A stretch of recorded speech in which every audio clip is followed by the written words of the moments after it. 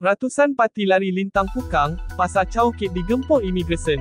Kuala Lumpur, suasana sibuk pasar Chowkit pada pagi Ahad bertukar gempak apabila ratusan warga asing dipercayai pendatang asing tanpa izin terkejut serta cuba melarikan diri sebaik menyedari kehadiran anggota penguat kuasa Jabatan Imigresen Malaysia Wilayah Persekutuan Kuala Lumpur. Dalam operasi selama sejam bermula jam 9.45 pagi itu, sebahagian warga asing bertempiaran lari ke lorong belakang serta menyorok di bawah meja niaga. Bagaimanapun segala taktik mereka tidak berhasil apabila anggota imigresen yang lengkap membuat kepungan di sekitar kawasan berjaya menahan kesemua yang melarikan diri.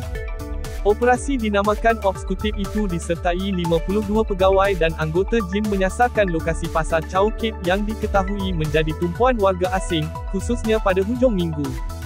Pengarah Imigresen Kuala Lumpur, Wan Muhammad Saufi Wan Yusof berkata, seramai 136 individu diperiksa dan daripada jumlah itu, 103 ditahan kerana disyaki melakukan pelbagai kesalahan imigresen. Ramai warga asing di lokasi terbabit panik dan cuba melarikan diri. Bagaimanapun dengan tindakan pantas anggota di lapangan, mereka berjaya dikesan dan ditahan, katanya pada Ahad. Katanya, warga Indonesia merupakan kumpulan terbesar yang diperiksa dengan jumlah 91 orang, diikuti Bangladesh, 29, India, 6, Myanmar, 8, Yaman, 1, dan Filipina, 1. Daripada jumlah yang ditahan, 80 adalah lelaki manakala 23 lagi perempuan.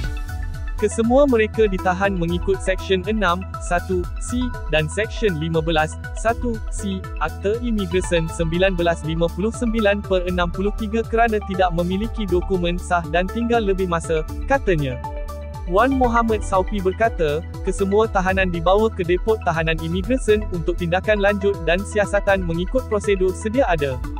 Operasi penguatkuasaan akan terus dilaksanakan dari semasa ke semasa di lokasi tumpuan, katanya.